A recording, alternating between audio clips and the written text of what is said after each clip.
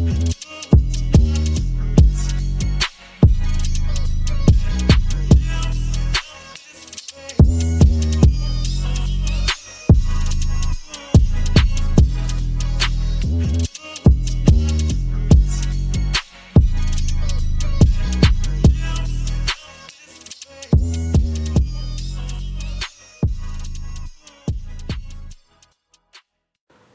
and welcome to episode 6 of the Clout podcast. My name is Curtis Spencer. We have Ryan Bingham. Alright, bit faster. Usually we don't do the intro like this. I'm not happy with the quality of this intro. I didn't think of anything. Under new management.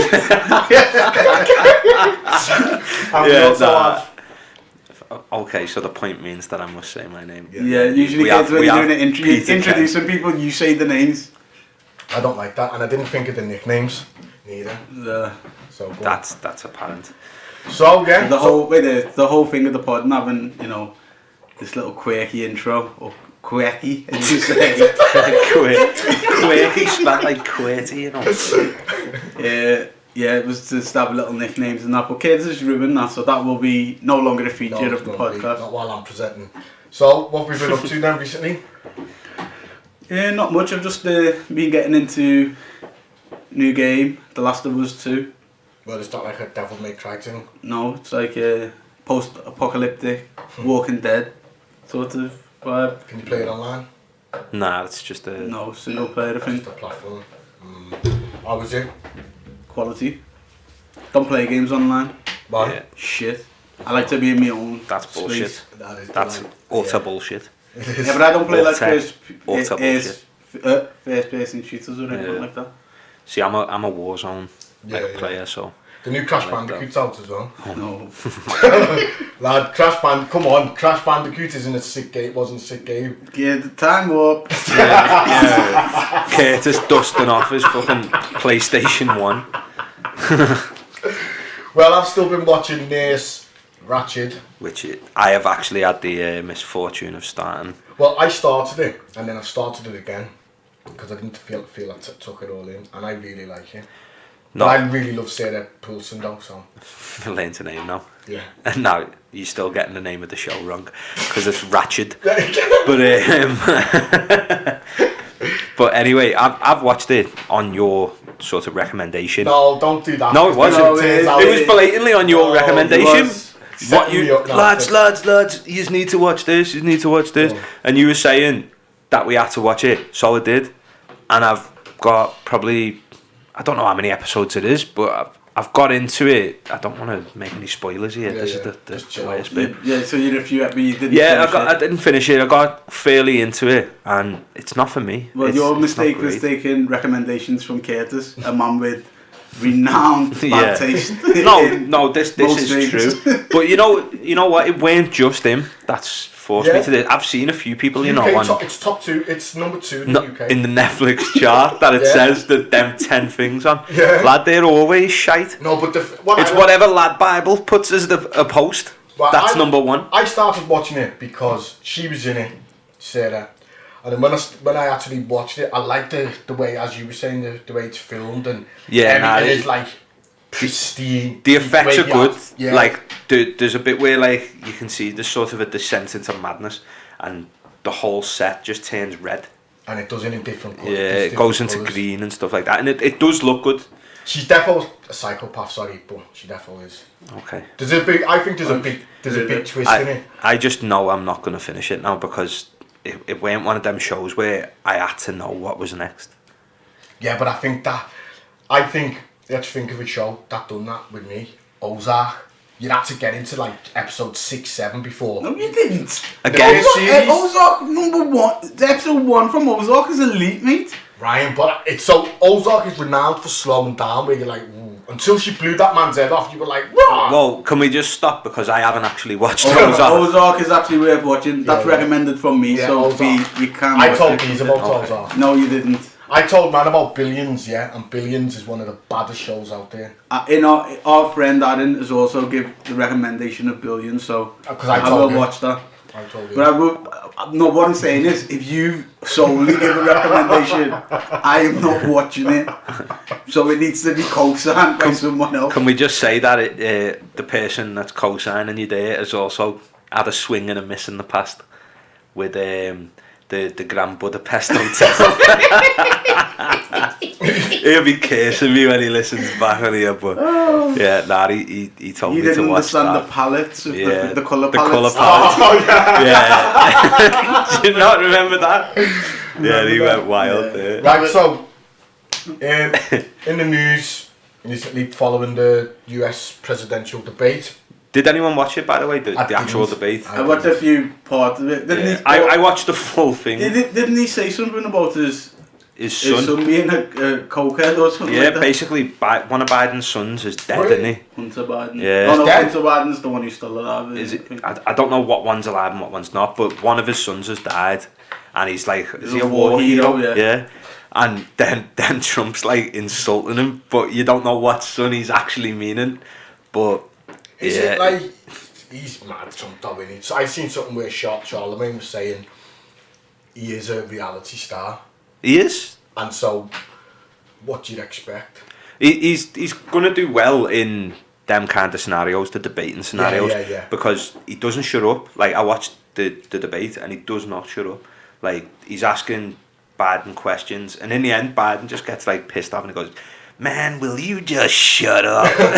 He's fuming. Sleepy Joe. Yeah, Sleepy Joe Biden. You know the thing with Trump, what I find interesting, he's just proven like he can just tell lies. Yeah. The truth doesn't matter. No, it doesn't. He just if he can package it up well enough, it'll go. And he also does this thing where he'll say the two outcomes and then say I was right anyway. So he'll say COVID isn't a big deal, but then like in his next interview, he'll be like, we need to shut it down because I'm saving lives and stuff like that. So either way it falls, he can say, well, I said it wasn't a big deal. I told you I was going to save, hedges his bets. Yeah. So, and following that debate, Trump's got COVID. Yeah. Now, I seen something saying that he knew he had COVID before that, and he put people at risk. How true that is, I don't know. I don't know about that, but as we've proved in the last pod, and some people agreed with, I'm kind of a cynical person when it comes to government. And with Trump, with Trump, yeah, he came off bad in the polls, like the exit polls for that debate. And what way can he get past doing any more of these debates and risk ruining his own image?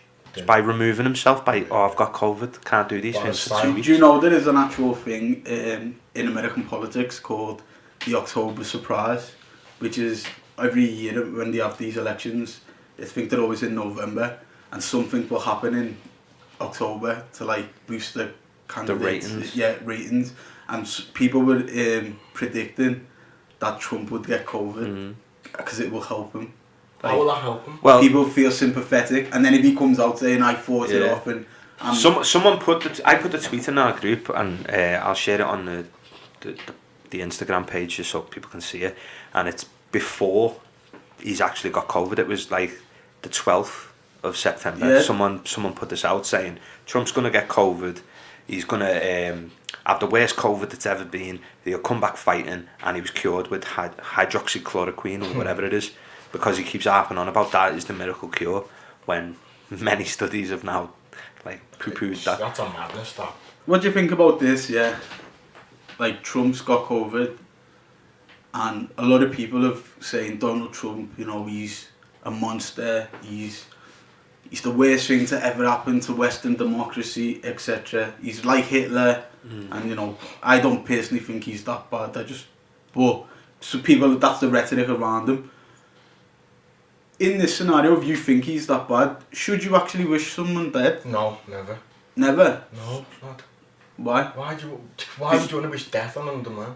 No, but because he's causing harm to thousands, if not potentially millions. So you wouldn't have wished death on Hitler? People are using hyperbole though, aren't they? They're trying to liken him to Hitler. Yeah, but that's what I'm saying. But he's clearly not on the levels of Hitler because he's not massacring innocent people. But people just love a bit of hyperbole and building up, like. I just find this. This is why when it comes to Trump, as I said, I think he's the true face of America. He's just the same as everyone who's gone before him, but he'll just tell the truth about what it is. Yeah, you know what I mean? He won't dress it up. But I just find it funny that like people who were saying, calling him a monster and stuff like that will be saying, oh, I hope he gets better, and like, nah. People are fickle though, aren't they? So I don't think. So basically, it is hyperbole where they know they're chatting shit, basically. Yeah. So yeah. But wouldn't wish death on him. I don't think it's right for anyone to wish death. No, obviously. But imagine he did die from it though. If he did, then I wouldn't have sympathy for him though. It's going to be martyrdom, you know what I mean? For him. I wouldn't have sympathy. He's got a couple. So, but listen, the reason I wouldn't have sympathy is Trump has told people stuff which is untrue, and people have probably... He's given conflicting advice. There was people outside the hospital refusing to wear any mask, and I'm not saying that the mask is going to stop anything. He's doing rallies when he got told to shut down states. He's done rallies where people have died going to them rallies. There was some black Republican guy came and came. He was saying it was all a joke. And then like 2 weeks later he's dead from it. So that's him. So what I'm saying, I'm not saying he's being irresponsible. In his position, yeah. I'm saying I won't have sympathy for him because he's probably brought this on himself, to other people dying. Okay. Alright, we'll take that. That's the but there are people still outside the hospital now with like Trump banners and like the Blue Lives Matter flags and stuff, and they're like out there with no masks, saying that we're outside, we're young, we're this, we're that, and it's just bollocks. And he's fed into all of this, so he's always going to have like these polarizing views of him. But I don't think wishing death on him is the way to go. If he did die though, what would be some of the wild conspiracies coming out from this? Lad, it would be something like Donald Trump Biden poisoned. Donald Trump was just about to expose the elite paedophile ring, and as a last gambit, they took him out. Yeah. Pizzagate there. He was draining the swamp, and now look. They couldn't allow it. Yeah. They had to take him out. Right, so bringing something a bit closer to home, it was a news story that was in the Echo. Yeah, but it went. I think it was basically Germany. Was it? Yeah. Not that close. It was closer than America. So it was a teacher of 6-year-olds. Reception. So primary school teacher. Weren't even 6. Oh, I think, under 6. Under 6. Who had a face full of tattoos. His eyeballs tattooed. Basically, he was covered in He looked tattoos. like a monster, basically. Well, I was scared of him. If I see him in the street, I'd be scared. I said to you, since the Incredible Hulk days, like I've had a fear of scary eyes, and I wouldn't want to look at him. So I wouldn't want my 5-year-old son or 5-year-old daughter being taught by this man and coming home and screaming every night going to bed. Like, because the man with like the tattooed eyes, the like full black eyes. That's terrifying. Imagine you had to tell the kids off and then they were having nightmares about it. So how does that stop his ability to teach? No one's saying it stops his ability to teach. I question his choices in life. Well, this is what... See, there's a thing, I read a thing on the internet, it's called Teacher Tap. It's like a thing for teachers, employed teachers or people studying to be a teacher to go on and get various information about school, the legislation, the rights, what they can do when they're working. And they done a survey. There was a specific section on tattoos, and they done a survey. And what came out of the survey was like 80% of the primary school teachers have tattoos. Yeah. Tattoos are seen as a signal of a person from a lower class. Yeah. Yeah. It's like got a criminality element to it as well. So on them two things, yeah. In today's society, where we're trying to teach kids to appreciate each other's differences and respect each other's differences, I'll pose the question again, because on one hand, this guy who's got tattoos on his face, he can't teach kids because they'll be scared. But it's quite conceivable that their headmaster could become a headmistress over the course of the... serious. You knew it was coming somewhere. Be serious for a second, please. It's quite conceivable that could happen from a reception for you to go into year 6 if someone chooses to take up a transition, yeah? What's the difference? What's the difference? One, I think what stops that man with tattoos? there's nothing that stops him. What is stopping the person who's transitioned from male to female? What's making them, or vice versa?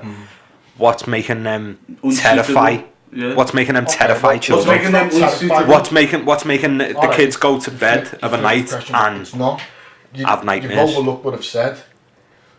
I haven't. I just think it's a false equivalence. Yeah, No, it isn't, because I've underpinned by saying, but teaching nowadays we're going towards, or we're starting this postmodern thinking of teaching kids to accept people's differences. No, I get that. Okay, so if you apply that to the tattoo guy, yeah, because I'm telling you now, if my son Curtis, from reception, he would be scared up until probably the top infants. If that happened, someone transitioned, he'd be like, what?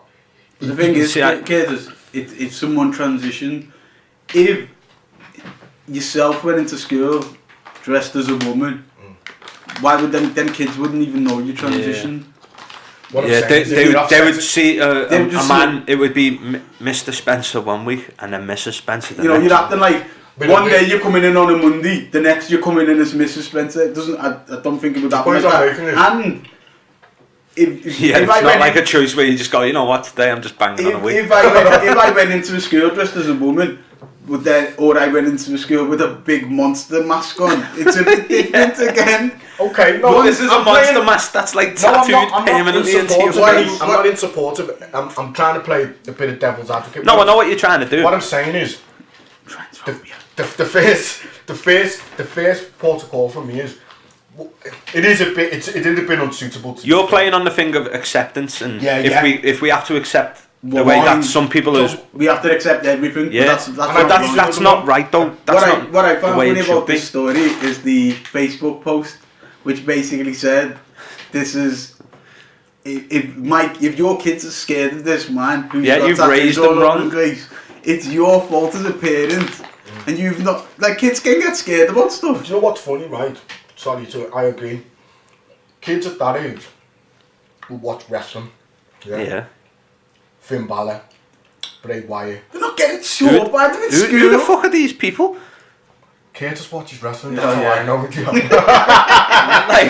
Come with the Rock or I wondered why you had a WWE belt on. What I'm saying is, there will be people that these kids.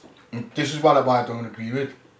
I won't say idolise, follow, and I'm using wrestling as one example. There's probably many out there. You're bouncing here. Finn Balor. Have you seen Finn Balor, lad? He's scary, bro. Kids love him. Do you see what I mean? And when you're watching him in the matches in WrestleMania, he's in the crowds. He's pretty. Do you know what they do in the wrestling? They go to. So, is this not about teaching the kids? Yo, my man's he's got tattoos on his face, but check, he's still cool. Yeah, no one's doubting him on a personal level. Right. No one's sitting there saying, this man is evil. He's not portraying himself to be a monster. He just looks scary as fuck. This reminds me as well. There was another story which is not the same, but there was I don't know if you've seen this. There was a teacher in America who was champion basically, and she was getting criticised because she was. Teaching. She was too good looking to be teaching. She was too good looking to be a teacher. Because of the way her body was shaped and stuff like that. She had a massive ass. People were saying it was inappropriate. So if you're saying she was wearing she was wearing form-fitting clothing as well. But you know what? And I'm going to be really crude here. You'll have to put it on the clip for the lads. You have to get it. And why go back to what I first said? What stops him from being a teacher? Because all these stories I've heard of inappropriate behaviour from teachers with students, ain't one of them had tattoos. I don't think there's ever been a claim.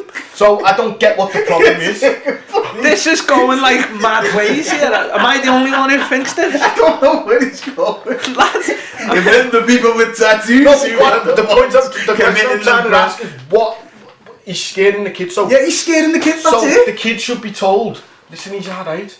Oh yeah, that'll allay me fears. Like a way kids scared of the dog. Sit your kid down to watch Freddy Krueger, and then at the end go, you know what? He's a good man. Well, actually, my daughter does watch Freddy Krueger. I'll be putting the social will be around. I think it's a nonsense, as you can probably tell. I think it's an absolute nonsense. Nah, I don't. I would personally not want my kids being taught by someone who looks that way, and it's not anything to do with the person themselves. They've made the choice to make themselves look that way. I just don't think it's if you want to be a school teacher, a professional. Why would you do? It's like me. I'm an accountant, but I'm just gonna get tattoos all over my face. Going by this teacher tab thing, only 20% of schools have guidance on tattoos for new employees. Lad, this is bullshit though. They'll send your kid home for wearing, like, if you've got like a kid with long hair. Hang on. You've got a kid getting sent home for wearing the wrong type of trainees or the wrong haircut. And this guy's able to come in with his eyeballs tattooed. This is bullshit. But only 25% of schools have guidance. That's specific. I wouldn't want my kid. But you'd assume kids, with things like guidance and stuff what you're talking about. This is just one of them things where common sense, like, do they have to write down everything? Like, you can have a tattoo here, but not here. If you go into anything, if I just went into work and let's say I'm in a front-facing role, but I speak to clients or customers or whatever, and you've got tattoos all over your face in a professional setting, it's no joke. Don't be surprised when people have got an issue with it. Should he lose his job? I'm not saying he didn't lose his job. No. He just got told. I don't think he should lose his job. I don't think he should lose his job. He shouldn't be teaching that age kid. He got stopped from teaching kids of a specific age. Yeah. And I think that's common sense. I wish he would have had some before he tattooed his eyeballs. Tattooing your eyeballs. That's I didn't even know that could happen. You know the thing as well. We were saying, it can go wrong and blind you. My thing is just from when we're saying it's easy. Just tell your kids, look, he's a nice guy and stuff like that. You're not dealing with the irrationality of some kids. It's like telling a kid, nothing's in the dark, it's going to get you. There's no monster under the bed. Kids are still asked about that type of stuff. Yeah. No, I get what you're saying there. It's not a monster, it's me teacher. Yeah, exactly. I just think it's a bit conflicting. I thought I blocked that out of me past. So you wouldn't be happy then, just to wrap that one up, you wouldn't be happy with that guy teaching you?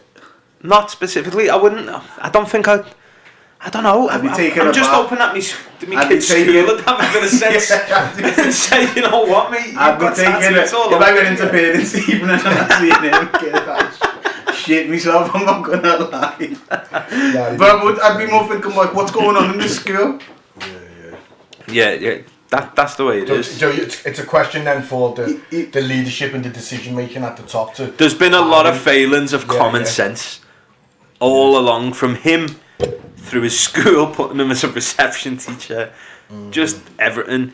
And in my personal opinion, he needs to give himself a good long look in the mirror there and think, have I made the right choices in life? Do we know how old he was? I don't know how old he was, but he don't think he was that old. I think he was like mid-20s. On this survey, teachers of the older generation were more supportive of tattoos. It was the younger generation that was saying that tattoos should be hidden. And a lot of research in it, I don't know, fucking hell. So, do you think that's a factor that older people... No, but you see, I didn't really understand that, because I would have thought... You would have thought it would the other way around, because tattoos are more commonplace amongst the youngsters, and I've got no problem with tattoos, like, it is what it is. I've got none myself, because I'm a shithouse. But it's not a thing against tattoos, it's just that's what I mean. Is it suitable for his role? I work in a professional setting. I wouldn't get a tattoo anywhere that could be seen in, like, say, when I went to an interview and I'm wearing a suit or whatever. I wouldn't get any on-show tattoos. Just to wrap this up, I'll end this with a funny story. I've got a tattoo that says fuck maintaining, gotta keep balling. And I was in a senior managers meeting once with a t-shirt on, and the new director was in the meeting. So we're all just sitting there speaking da-da-da-da-da, and my manager he kept looking at me, and I was thinking, am I saying the wrong stuff here? But I knew I weren't. I knew I was delivering well in the meeting. And in the middle of the meeting, he went, Curtis, can I speak to you after this meeting? I was thinking, what? And he come on me because he said, you've got tattoos. So later that night in the hotel, after he finished, wonder why you were in a manager's meeting.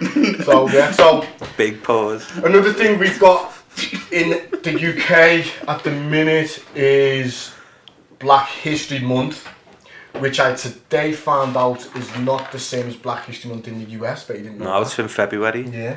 Strange that, innit? Shows again, highlights a disconnect. Why would it be connected with a different country? You know what was... No, but this was going to be my sort of next question when we had the topics brought up there, is because I knew that it was February and October, and I thought, why isn't it the same month? Exactly. Like, why isn't it every month in every country? That's another good point.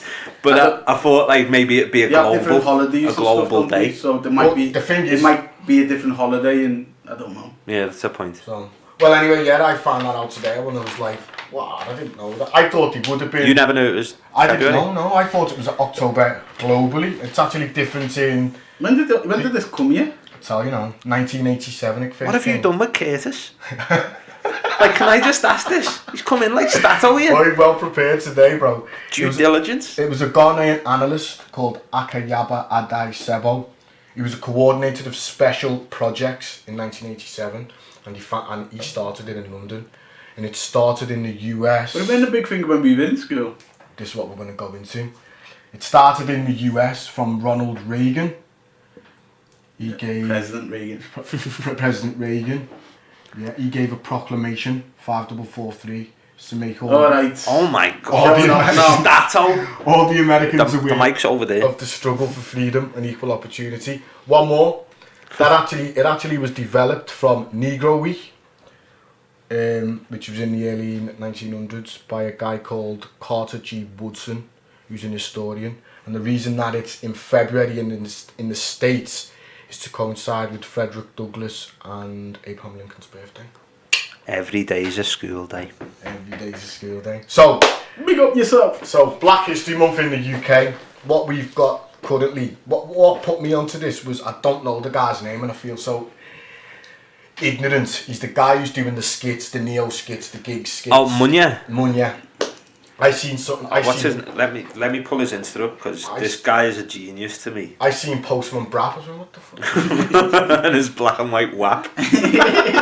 So what the Royal Mail have done to jump on what I just can only call a defensive bandwagon for racism, because people, as I've said to you, people feel there's a storm coming. Just to jump in, it's Munya Chihuahua. Munya Chihuahua. Okay. Royal Mail have decided to paint post boxes.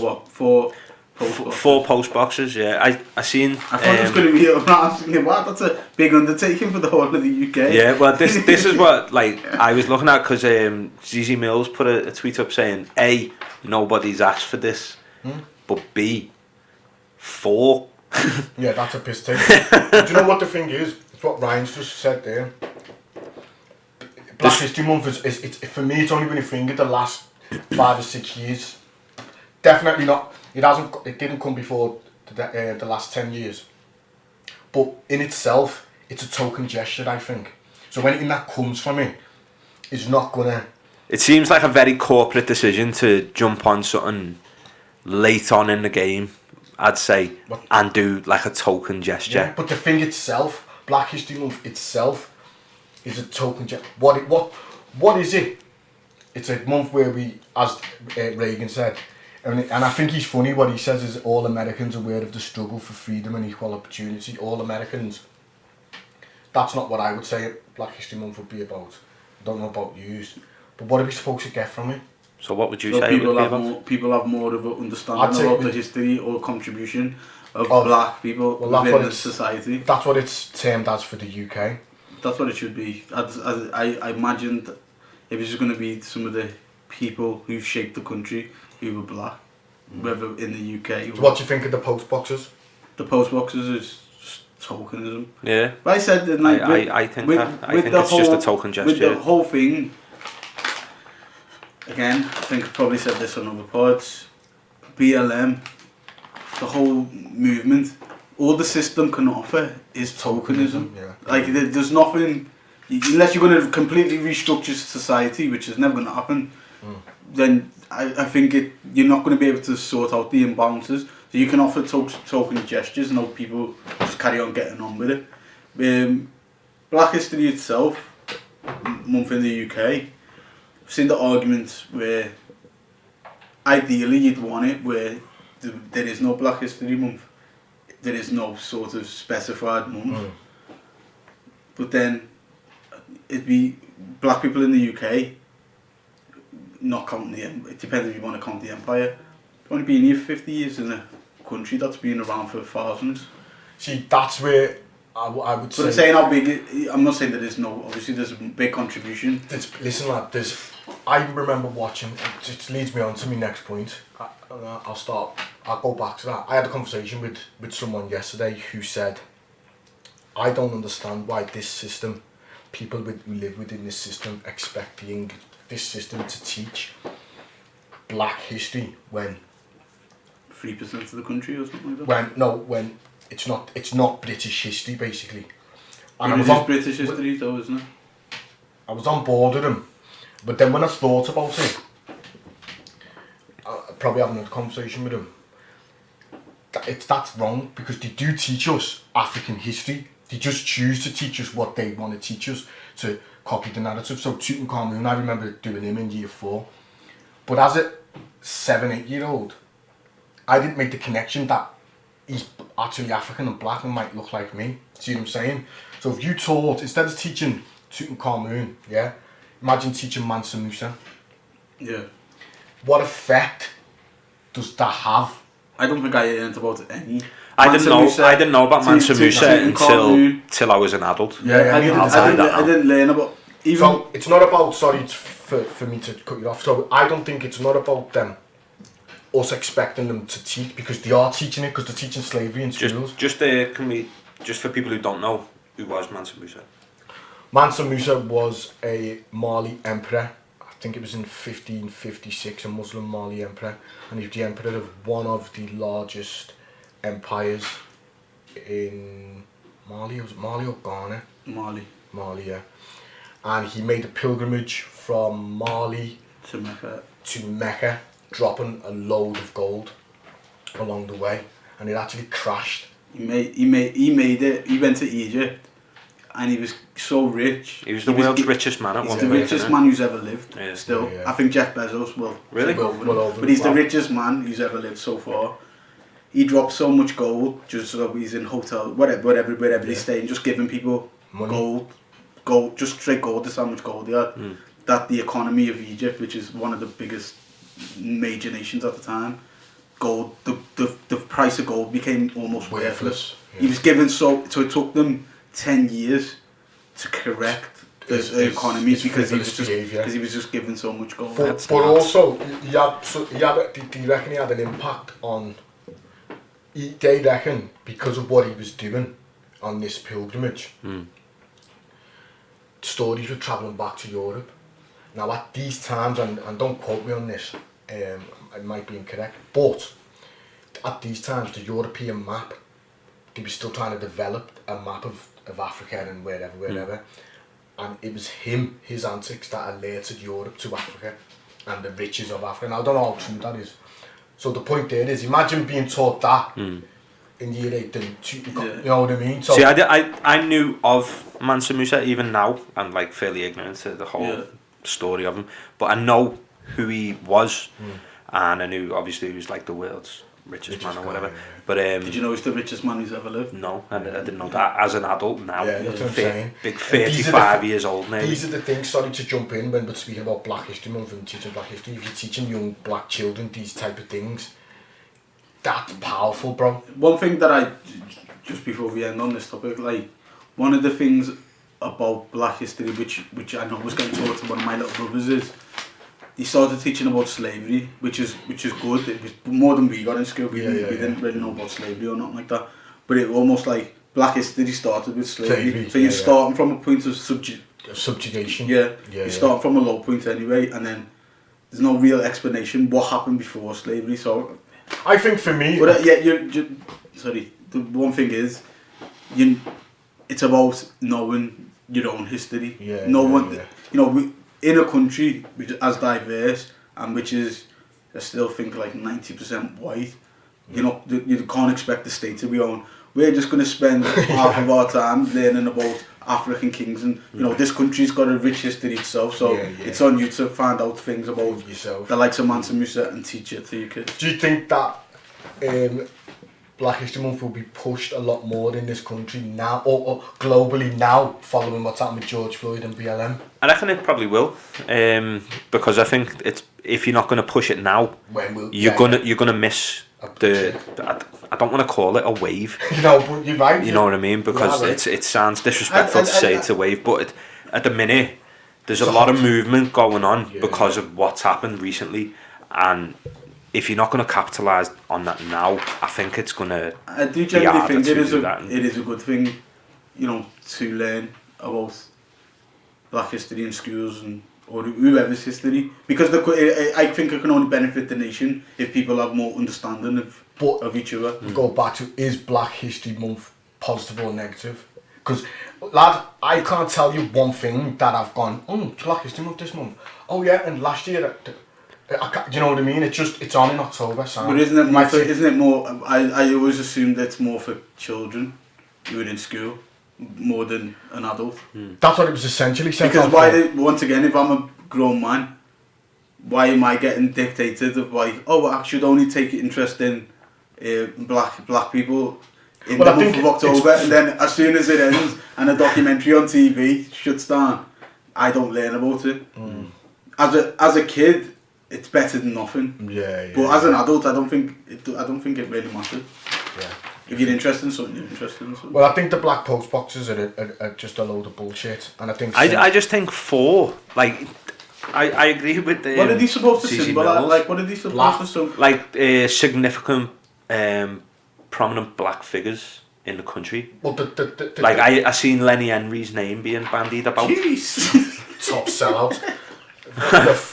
See, there's colours attributed to it, and the colours are black, which is reference to the people, and green, which is honour to the sacrifice.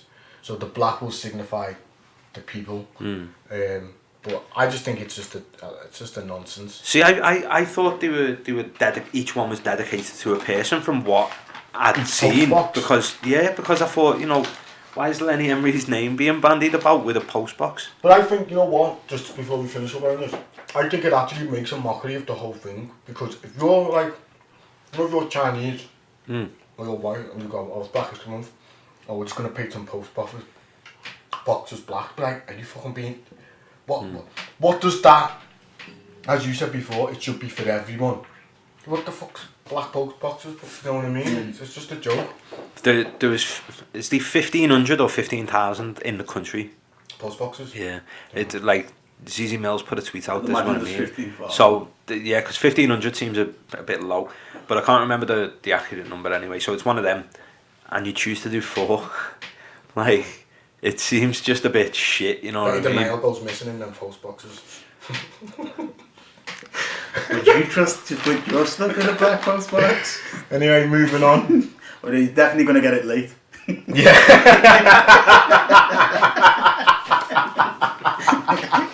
Black post box there. So, Croydon shooting. I'm going to lean on you more towards this one, because I just... well... Basically, there was a shooting, was it a week ago now? Yeah. A week ago. Yeah, so a guy in Croydon in London, he shot allegedly. Well, the story goes he shot a policeman in a custody suite. Yeah. Yeah. In the station. While handcuffed, and the guy who's died with his hands behind his back, yeah, and basically the guy who died, his name's Matthew Ratner, sorry, I don't know why I couldn't speak that, from New Zealand, and he basically they found out he'd been shot in the chest now, and the guy who was arrested, he'd been found with drugs and ammunition. And at this point, he was handcuffed. Yeah, at that point, so they found drugs and ammunition on him, which suggests he's been searched already, and then they've handcuffed him. Where's this gun? There's no way. They're saying it was in the small of his back. Right, there's a few things here, right? One, you can't get guns in inverted commas, like pens, yeah, that will shoot tiny chopped up bullets, yeah. Yeah. But it went something like that though. No, it was but them little them little bullets, they're only like, is it 22 caliber or whatever? Yeah, he got shot. Like, no, I'm giving you the possibilities. Yeah. What my thing is. But it's not a possibility if it's not true. We know it was He shot the guy, allegedly shot the guy in the chest and then turned the gun on himself. 5 times didn't he shoot him? I don't know. Yeah. I seen something.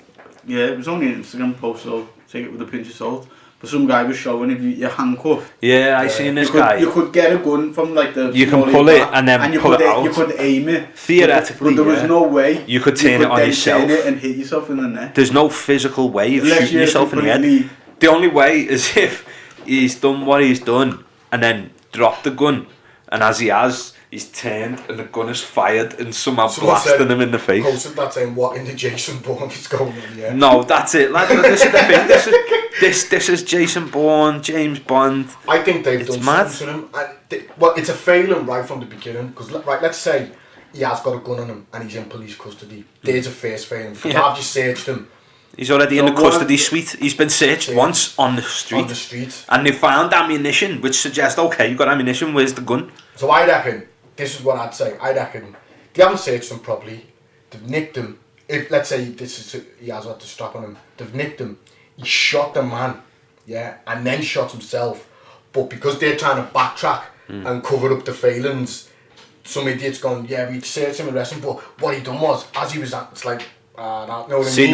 Because they're trying to cover up, for the initial failure. Because one of but the I don't think the initial, but I don't think the initial failure would be the main concern. I think the main concern is the guy is now dead. So it would be, because once the inquest comes out, no, so you're going to go back and go. But the thing is, it will all come out, won't it? So once the inquest, one thing I've found why I do think there's a tone of conspiracy about what's happened is it's completely dropped out the news cycle after 2 days. Yeah. Like usually, police officer gets killed, it's dominating. Something dodgies, I think, probably went on because as soon as people have started asking, well, if he's handcuffed, how did this happen? This version of events doesn't make sense. So suddenly, what are Meghan and Harry are falling out again? Yeah. Meghan and it's back to the Daily Mail rotation. Yeah. I seen something today where they're trying to smear the guy's character, like saying he's obsessed with weapons. Well, yeah, I was going to say then that basically 5 days ago. Don't think you need to give his character after he's smoked. Yeah, his character was fine until he was obsessed with the weapons. I don't weapons. think you need to run a smear campaign against him. Yeah, he's already done enough. Do you think he's automatically a bad person because he smoked a policeman? Yeah. Yeah, I would say anyone who shoots someone. It depends. If you can kill someone, if you're running around, let's say I'm just taking the police story without any background on him. If he's got drugs and ammunition on him, I'd assume he was some sort of he's involved in a lifestyle. He's criminal. If he then turns around and shoots a policeman in his chest, yeah, he probably is a bad person. Why do you not think? No, if it was some sort of like, if he was some sort of activist who was, in a let's say it was police in America where he killed a policeman and it was self-defense, I wouldn't automatically think he was wrong. But in this case, at the moment, it's nothing to do with self-defense. He's just got nicked and then he's pulled the gun out and just killed someone. You know what the thing is about this? This will go to the IPCC as well. They were ex-bobbies. And so, it's like, they can just tell this is what is like frustrating. They can come and feed you with an absolute nonsense story and then go, okay then, you don't believe us? Sound. We'll send it to the IPCC. These independent people to investigate it then. Oh, look at that. It's like, they just support themselves, but I don't think we'll hear anything else from that. Is he that guy, or is he still an Aussie? I don't know. The last I heard, he was in hospital. Yeah, he didn't die.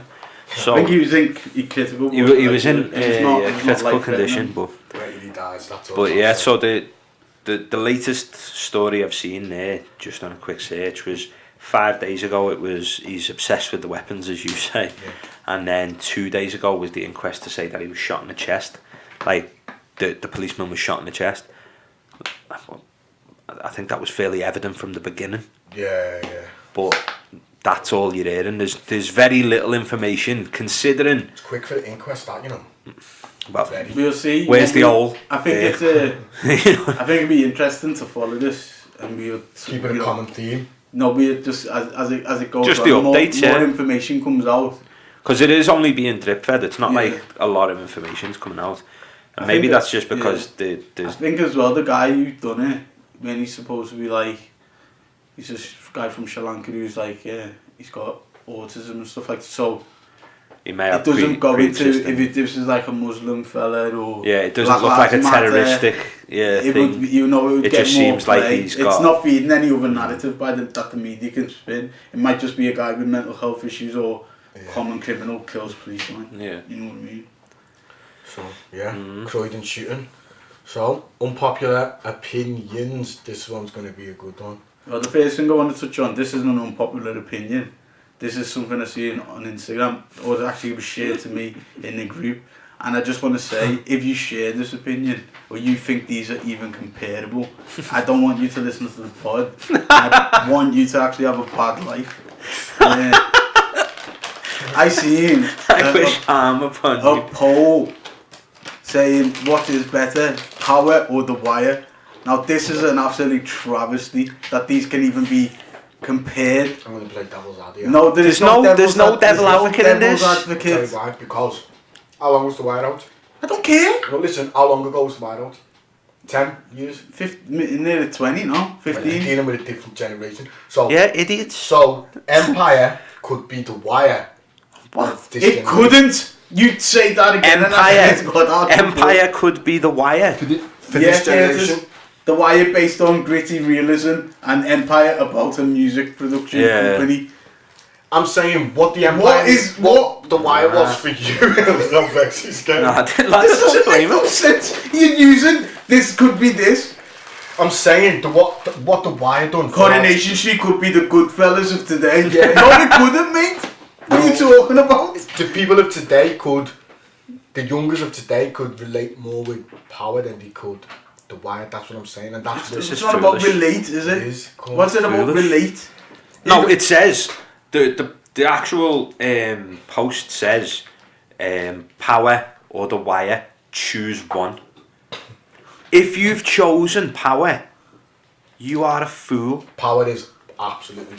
It's terrible. It's awful. Anything with 50 cents is laughable. Let me just pose this. So you've got Tommy, possibly the worst actor in the history of acting. Yeah. I thought Jason Statham was bad, and then I seen this cunt on TV. He's awful.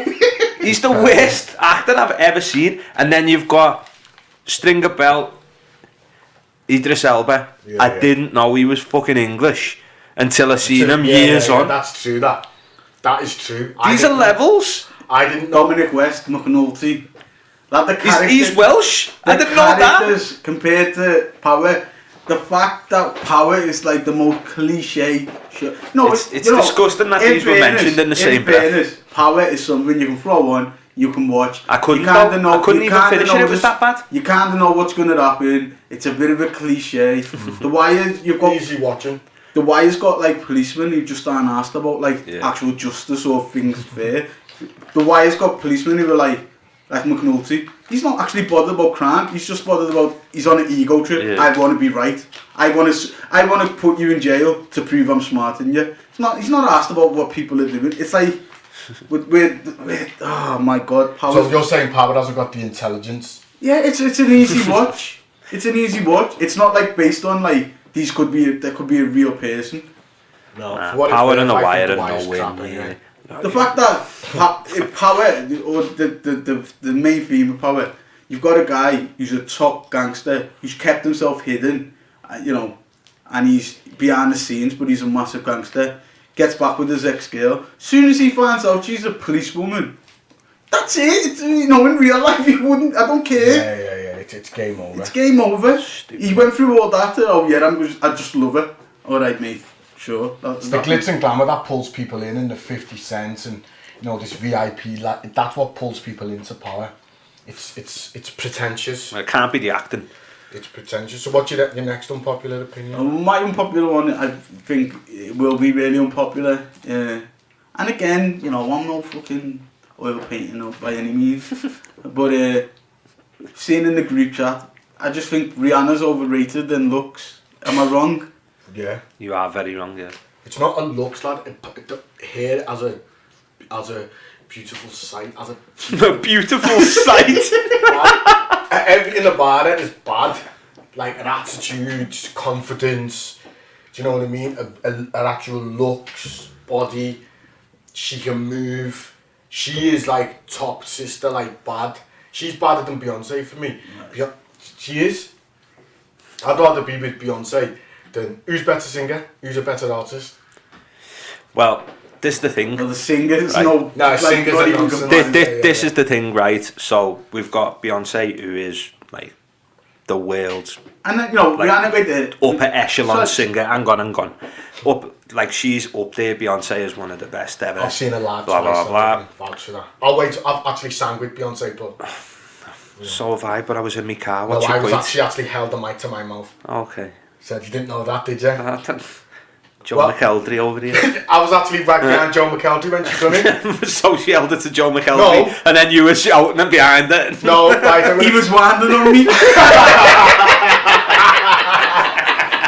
No, backfired. Right, I've got to tell this story now. So what was Joe McElderry like? So basically, you were right up behind him. So basically, sorry Peter, I'm going to have to tell this story. Go on. So anyway. My cousin had been to a Beyonce concert 2 days prior, and me, mother of my children, my cousin and her partner decided we wanted to go to one of these shows. Gets tickets, and my cousin had a Beyonce t-shirt on. Mm-hmm. So we're walking in the MEN, whatever, and in the middle of the MEN was like a VIP part where she flies over in the middle of the show and kind of does a show. Like the golden circle part. Golden circle. So then this woman comes up to us and goes, "How many of you is there?"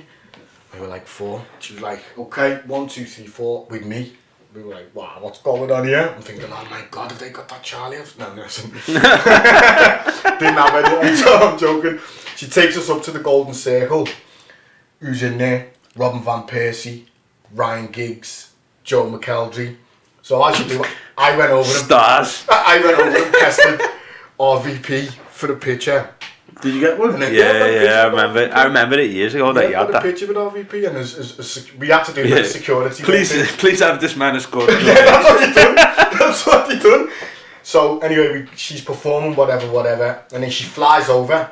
So when she flies over, we're allowed to get out our seats and go round the stage. So she comes on the stage, she's singing "Love on Top," and I kid you not, you can go on the internet. We were in the US tabloids, US newspapers. We were. Abby is on like the US, the New York, one of the New York newspapers. If you go on Google, he's on there. His face is on there at the front page. And this is going to be on we can't go on Google, you know, so I hope this is... Yeah. He was on the front page of the New York Times. Hey, so for anyone who follows the podcast, there will be a picture of this. Yeah, we can put it up, trust me. There will be a picture of this, and I will zoom in as best I can to the man in the background claiming to be right in the front. So, and then she puts the mic to that Joe. guy, but you can't see his face, yeah. And he's completely blurred out. You can see me here. He let me tell the story. So she puts the mic to Joe McElderry, who was like 2 people in front. He'd done that famous, when she's like, "Whoa, we can sing," and then she comes to me. Imagine that, he's been on the telly and everything over here, and she just didn't even know who he was. And that's it, so I've actually sang with Beyonce, so I know, he knows her. When we were harmonising that. Oh wow. She's better, so go on, sorry to... as an artist. Completely lost. Yeah, so obviously Beyonce, no one's questioning her singing ability. She's a better singer than Rihanna. But I think, maybe unpopularly, is that even a word? Unpopularly? Yeah, definitely. Yeah, one of them things anyway. Yeah. So I think the unpopular opinion here is that Rihanna is a person who makes better music. So I disagree. She probably, you could argue she makes more club-friendly singles. But when you think of like Lemonade, which is like classed as like an absolute classic album. What classic album has Rihanna done? The only album that Beyonce I would class as a Does classic. anyone even know the names of a Rihanna album? Yeah. Unplugged. But is that an actual album, or is that just her singing different songs? No, it's an album. It is an album. I'm actually getting the name. The one with Poured It Up on is bad. Don't know what that's called. Yeah. What I'll say about Beyonce and Rihanna is, I think Beyonce is for the more... What you've got to think is, well, Beyonce, she's been out from when we were, 14 with Destiny's Child. So she brings that with her, and she still is able to touch or slightly bring that R&B through with it, you know what I mean? That's what I'll say, and I think Rihanna appeals to the newer generation and has done it well consistently for the long term. Here's my unpopular opinion, and I expect Curtis might go a bit crazy. Notorious B.I.G. Oh. Who is? Don't get me wrong. He's absolutely. Wait, let me say it. He's absolutely top tier. I love Notorious B.I.G. He's made 2 of the best albums. And a little unpopular opinion I've got is Life After Death's better than Ready to Die. Yeah, but most people don't think that. Yeah, So, but I do think they're both classic albums. He benefits from his early death, and that's why he's rated as like an untouchable. And someone like Jay-Z, I think, is better than Biggie. Where I would not say the same with Tupac.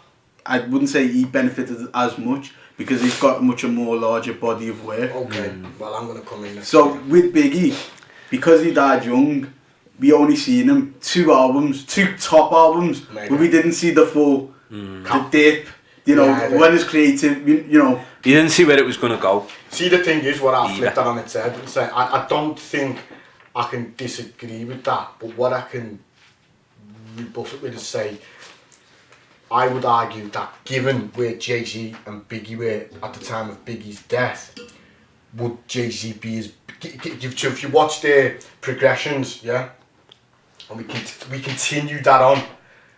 But I don't see why that would... I don't think that would... I think that's a ridiculous statement. Why? Because Jay-Z, one, I don't even think he'd released an album. When Biggie died, I don't think he had. Well, he must have, because he was an artist, because he was on... He's on Life After Death, and I Love the Dough. So I'm saying that Jay-Z, maybe Reasonable Doubt might have come out. But that was so he was only relatively new artist. So to say like he wouldn't, you know, and why would his fame be dictated to by Biggie? Okay, well, because you've got an artist who's established, who's bigger than you at that point, yeah. But you're only starting out. Jay-Z still went and made all the albums he made, so why would... What I'm saying is... Why wouldn't that have happened? Why wouldn't that be like Biggie's peak? Let's say Biggie's peak with Ready to Die. Because Life After Death done well more albums than... Because he died. But how do we know Biggie wouldn't have fell off anyway? Like, we don't know, do we? We don't. It's trying to wind me up here. I'm not trying to wind it up. You're trying to say, oh, well, Jay-Z wouldn't have been Jay-Z if Biggie was still around. I'm saying it's an argument to say that Jay-Z... Because what I'm saying is New York... It's not like we're both runners, or running 100 metres, and if Usain Bolt died, then he wouldn't have ever won 100 Is it safe to say in New York there's always one guy with New York rap? Why? Because Jay-Z, Nas, Biggie. But what I'm saying, they were all out at the same time. But they weren't all... But they were all massive at the same time. They weren't occupying the same... How can you say Jay-Z and Biggie were massive at the same time? You just said Jay-Z. Sorry, I'm saying Nas was massive. Nas and Jay-Z were Nas wasn't as big as Biggie. No way. Life After Death, don't even come with that. Before Biggie, no. No, I'm saying that Life After Death... Right, when Life After Death came out... He died, so he was big on the thing of him and Tupac, both died. When Ready to Die came out, was that much more bigger than Illmatic? Yeah. Was it? Absolutely was. Come on, Ryan, lad, and I'm not... Do you know that? How old was you? 8? Illmatic was like is known as the greatest rap album of all time. So you're saying... I could be wrong. I'm just... Wu-Tang were massive. Yeah, me So there was different people who were all occupying the same... It's like a golden era. No, do you know what? Actually, looking at it, I think you might be right. That is death. That catapulted... It propelled them. I'll tell you what happened, and I'm going to go one further than you as well. Is death propelled them, but then what happened after that was Bad Boy themselves took off.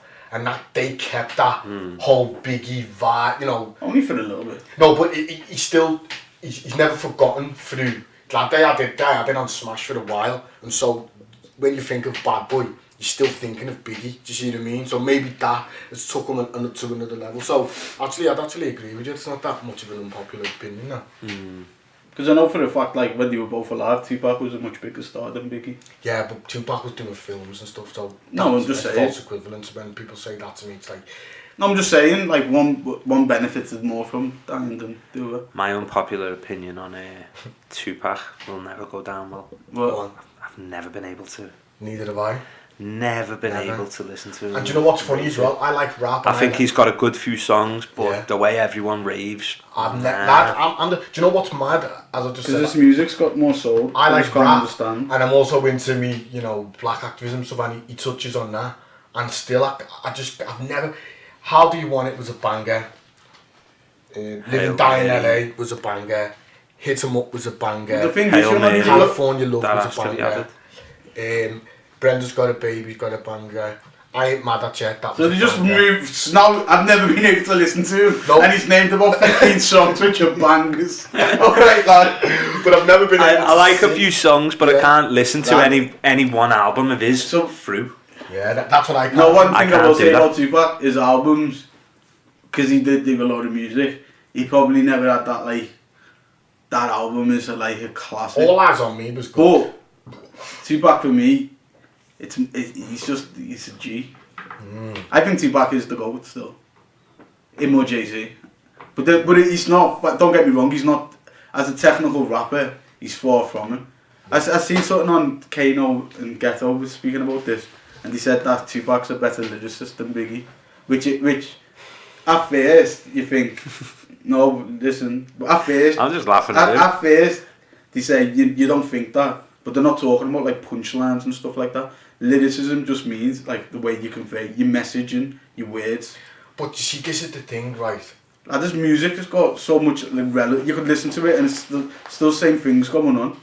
Yeah, you could though with Suicidal Thoughts. People think Suicidal Thoughts is not. Suicidal Thoughts. Who's Biggie, Ready to Die, track 17. Suicidal Thoughts, right? Rain Man over listen to that song. That isn't about being a gangster. That is about making the transition from being a young 17-year-old man to now being an adult and having all these responsibilities and problems that you're bringing on yourself. And you don't know what, lad, the tune is art. So when they're talking, the thing is with Tupac is because he does go down the Malcolm X route and his mum was a Black Panther, he automatically gets, whatever, we give him a blight. Go and listen to Suicidal Thoughts and I Got a Story to Tell and come back to me and talk that nonsense. I got a story to tell, just talking about smashing someone's bed. But what's the issue there? Yeah, but what I'm saying is the way he conveys, that is a story. That is a story that he tells. No, I'm not saying a storytelling or anything. I'm just saying Tupac's music got deep. I get what you're saying, but Suicidal Thoughts, lad, is, as I say, it's timeless. But anyway, we digress. Time for the funny story. No, I don't know how funny it is. It's a thing of perception, really. The story that I want to tell is one of teenage angst. Lies, deceit, and foolishness on my part, but absolute. My stories do genuinely revolve around Curtis, who's a treasure trove. He is. Some of the things he's told me, some of the bad advice, life changing, but we won't go into that. But yeah, the story I want to tell is when you're young, I think everyone's been through this, you really care about other people's perceptions of you. Now, I'll take you back. In our crew in school, Peter you were in our school. But we didn't all you sang around together in school. But I always felt I was more like you, Andrew, etc. Than I was like around Curtis, Clinton, etc. Matter as I was.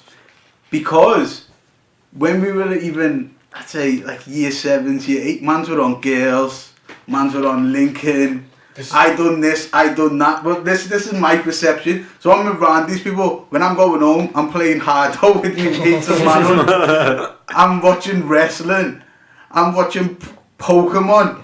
You know what I mean? It's like I'm just a kid still, but I'm around people who were portraying themselves as adults. It real. Yeah. But I'm around mans who were like pretending like the on girls were on this, were on that. So I'm like, oh, my head's fell off. So we used to speak to these two girls, or I used to speak to these two girls all the time, puppy love thing. And used to run up some massive phone bills, which in hindsight now as a man, I would be living stuff like this. I was phoning mobile phones, 50p a minute, you know. I'm from Toxteth, £200 odd a month, phone bills. No joke. Nah, that's phone bills, lad. No joke. My phone got put on a lock code. on it, Yeah, but I had a anytime code my well dad forgot before to put that lock on, I was on that phone. I wonder why we never went nowhere as a kid, you know. 200. Go on anyway. Yeah, so I used to speak to these two girls all the time, and they used to ask questions like, "Oh, how many girls have you copped for?" Was that the word? Yeah. How many girls have you copped for, aka kiss? So at that point, I'd actually kissed 3 girls, but to give myself a bit of respectability, I upped it to 5. You know, yeah. So conservative. Yeah, so like I was like, I don't want to make it unbelievable, but I can't be saying 3. That's too low. So I'm like, I've necked 5 girls, I've kissed 5 girls. So we started hanging around outside the school, innit, when we were like in year 8. So this summer, me and Curtis had spent every day basically together. Basically every day. And what were we doing? Kid stuff. Yeah, like go in the park, making like sleds, rolling down hills, coming back. Bikes and that. Yeah, riding bikes, just doing kid stuff. Yeah, no girls in sight, nothing like that. But anyway, one time, I stayed in yours. yeah, we were speaking to these 2 girls, and bear in mind I'd said to them on numerous occasions how many girls I'd kissed, which was 5. Yeah, so they done it. I can remember this. I think they done it on purpose as well. They asked the question. I think we might have been on loudspeaker. How many girls have you both kissed?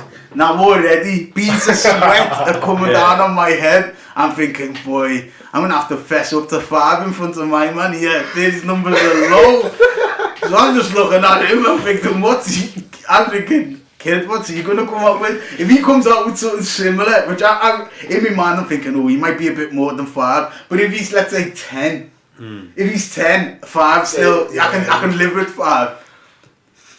Curtis' response, how many girls have you kissed? Without any hesitation, this is why I believe him, without any hesitation, I don't know, you know, about 60? About 60? 60! Well, you know why that's... So, wait there. So, I'm thinking in my head, now looking back, I should have been thinking, 60? Yeah. I've been with you every day, so where were these 60 girls? We ain't even spoke to a girl in these 6 weeks of being off school. But in my mind, I'm just thinking, like, if you could put like a sign, like in a cartoon, it was like a red sign going up. I'm thinking, 60, I can't believe this. Why that's stupid. And sorry. 60, and they said, which makes it even more bait, he was full of shit. Who Curtis? Oh, I don't know the names. Mostly blonde bimbos in town. Wow. Do you know why he's an idiot? For the first thing, is like, at that age, I had kissed, I think. 1? I think I'd kissed. Yeah. And that was that was terrifying, a terrifying experience. I'm going to tell that story now, actually, but I won't mention the name. But secondly, it's not possible between school. I was never allowed out. We had to be in for 7:30. It's just not possible. But that was the pressure. But yeah, I'll leave actually my story till next week. That's it. So basically my story is Curtis gave me a heart attack, and then what made it worse after he said 60, Dave said to me, "And how many of you kissed Ryan?" I don't even know, you know, kid. I don't even know. Oh, is that how you started out? Yeah. God, I don't even know. What were they saying after it though? Like, how many did they say? Did they buy the 60 blonde bimbos? Yeah, no one doubted it.